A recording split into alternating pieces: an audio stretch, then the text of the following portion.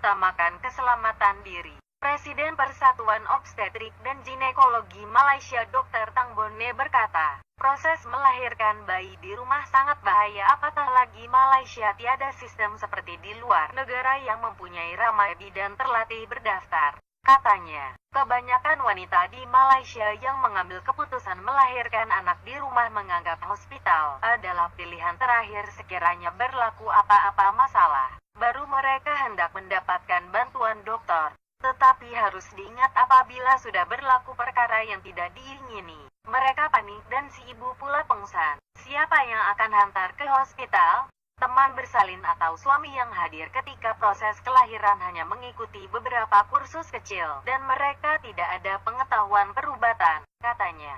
Dia berpendapat perlu diwujudkan undang-undang berkaitan perkara itu supaya hanya orang yang bertauliah dan berdaftar dengan Kementerian Kesehatan saja yang boleh membantu proses kelahiran. Katanya, ramai wanita yang mengambil keputusan melahirkan anak di rumah karena mendapat sokongan kumpulan badan bukan kerajaan, NGO, atau persatuan yang menggalakkan kelahiran secara semula jadi. Apa yang kami mau katakan pada wanita, mereka perlu mengutamakan keselamatan diri dan anak. Jangan terlalu menurut kehendak hati seperti tidak mahu dokter menjalankan prosedur yang perlu demi memastikan kelahiran selamat. Teman bersalin atau doula ini bukan saja tiada pengetahuan dan pengalaman, mereka juga tidak ada alat untuk memantau keadaan bayi dan ini boleh membahayakan nyawa anak dan ibu, katanya. Menurut Dr. Tang, apabila ibu menetapkan pelbagai syarat dan membuat keputusan yang ekstrim, itu risiko mereka sendiri dan dokter tidak dapat masuk campur kecuali dalam keadaan nyawa pesakit terancam. Dr. Tang berkata, pesakit tidak sesekali digalakkan melahirkan anak dengan menggunakan khidmat doula atau hanya bertemankan suami dan bidan terlatih. Sebaliknya bersikap rasional dengan memilih melahirkan anak di hospital. Menurut satu kajian yang dilaporkan dalam akhbar Huffington Post di Amerika Syarikat, kadar kematian bayi yang dilahirkan di rumah tanpa bantuan perubatan adalah 4 kali ganda berbanding bayi yang dilahirkan di hospital. Kajian itu yang dibentangkan pada mesyuarat tahunan Persatuan Perubatan Bayi dan Ibu di New Orleans, juga mendapati kadar kematian bayi baru lahir lebih tinggi dalam kalangan ibu yang pertama kali melahirkan di rumah. Keadaan ini berbeza di Belanda, di mana semua kelahiran di rumah akan dibantu oleh bidan terlatih secara profesional. Kes di merata dunia. Bukan 1 atau 2 tetapi ratusan kes kelahiran di rumah yang bertukar tragedi berlaku di seluruh dunia termasuk di negara ini. Laporan harian Metro baru-baru ini menyebut dalam 2 kejadian berasingan pada Juni dan Desember tahun lalu di Ampang dan Sungai Buloh. 2 wanita berusia 30-an yang hanya berbidankan suami ketika bersalin di rumah maut akibat komplikasi ketika proses kelahiran. Dalam kejadian pertama yang berlaku di Sungai Buloh pada pertengahan Desember lalu, wanita berusia 30 tahun maut selepas dibawa ke Hospital Sungai Buloh HSB karena dipercayai mengalami pendarahan serius selepas bersalin di rumah.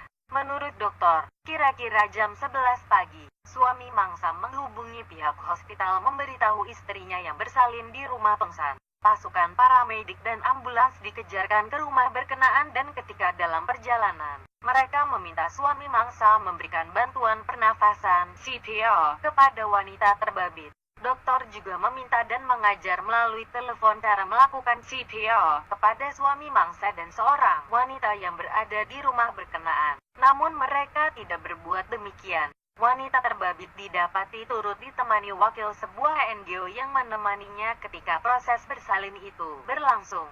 Ketika pasukan perubatan tiba di rumah mangsa, wanita terbabit mangsa masih dalam keadaan tidak sadarkan diri sebelum rawatan kecemasan diberikan. Wanita itu kemudian dibawa ke HSB untuk mendapatkan rawatan lanjut. Namun disahkan meninggal dunia jam 4 petang dipercayai akibat pendarahan serius.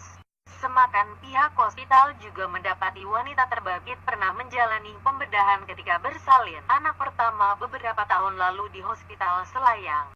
Bagi kes kedua pula yang dilaporkan berlaku di Ampang pada Oktober lalu. Seorang wanita berusia 30-an maut juga dipercayai karena mengalami pendarahan serius ketika dikejarkan suaminya ke hospital. Wanita itu dibawa ke hospital swasta di Ampang selepas suaminya gagal menghentikan pendarahan karena bersalin di rumah mereka pada jam 2 petang.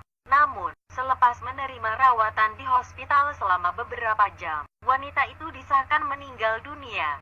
Di Amerika Syarikat, seorang bidan tidak bertauliah, Barbara S. Parker, 55, berdepan tuduhan jenayah karena mempraktikkan perbidanan tanpa lesen. Selepas didapati membantu 3 orang wanita melahirkan bayi tetapi semuanya berakhir dengan tragedi. Wanita pertama yang dibantu Parker terpaksa dikejarkan ke hospital selepas mengalami komplikasi melahirkan anak. Wanita kedua yang dibantu sehari selepas itu pula melahirkan bayi yang sudah tidak bernyawa manakala beberapa hari selepas itu pula dia membantu seorang wanita melahirkan anak kembar tetapi salah seorang kembar meninggal dunia akibat komplikasi dan terpaksa dikeluarkan melalui pembedahan cesarean. Di South Carolina, Amerika Syarikat, sebuah pusat perbidanan dan bidannya dikenakan tindakan manakala lesen mereka ditarik selepas menyebabkan bayi meninggal dunia ketika dilahirkan.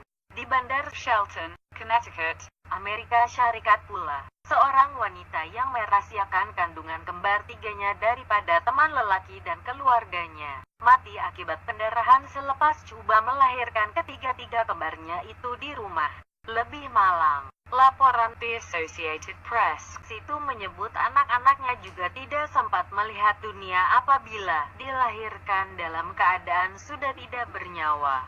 Tidak dapat dipastikan alasan wanita berusia 26 tahun itu merahasiakan kandungannya namun cobaan melahirkan anak di rumah tanpa bantuan perubatan meragup nyawanya dan bayinya perlu berbidankan pakar profesional. Pada 30 Januari lalu, kajian terbesar mengenai bidan terlatih di Amerika Syarikat mengesahkan persetujuan bahwa kelahiran di rumah yang dikendalikan bidan terlatih yang profesional adalah pilihan selamat kepada kebanyakan wanita. Dalam kajian itu yang diterbitkan dalam Jurnal Perbidanan dan Kesehatan Wanita, ibu yang melahirkan bayi dengan bidan berkelayakan mendapat manfaat sama dengan wanita yang melahirkan bayi mereka di hospital. Bidan profesional bersijil (CPM) adalah bidan yang menjalani latihan di dalam dan di luar hospital. Sebagai syarat mereka mendapat sijil kelayakan mengendalikan kelahiran bayi. Ia memberikan pilihan kepada wanita di Amerika Syarikat tidak kira daripada latar belakang agama, budaya, keuangan dan pribadi berbeza yang melakukan alternatif penjagaan obstetrik lebih murah serta mengelak polisi hospital yang lebih tegas. Selain itu, laporan Voice of America menyebut seorang pelajar perubatan, Emily Jacob dan suaminya, Rowan Finnegan, yang juga ibu bapak kepada bayi berusia 22 bulan, kini dalam proses merancang melahirkan bayi kedua mereka di rumah dan menggunakan khidmat bidan terlatih sama yang menyambut bayi pertama mereka di rumah. Sama seperti ketika menyambut bayi pertama Jacob, bidan berkenaan akan turut dilengkapi dengan peralatan kecemasan paramedik bagi berhadapan dengan sebarang kemungkinan tidak diingini. Menurut laporan itu, Jacob adalah antara 30.000 wanita yang melahirkan anak di rumah setiap tahun di Amerika Syarikat. Menurut Huffington Post pada 30 Januari lalu, seorang bekas pelajar perubatan, Tanya Smith Johnson memilih untuk melahirkan anak keempat di rumah tanpa banyak masalah dengan bantuan seorang bidan terlatih. Sebelum itu, dia melahirkan 2 anak pertamanya di hospital dan anak ketiga di pusat melahirkan bayi sebelum memilih menyambut bayi keempatnya di rumah. Kata Tanya, biarpun pernah bersalin di hospital, dia tetap mempercayai bahwa kelahiran di rumah juga sama selamat sekiranya dibantu oleh bidan terlatih dan mempunyai sijil kelayakan.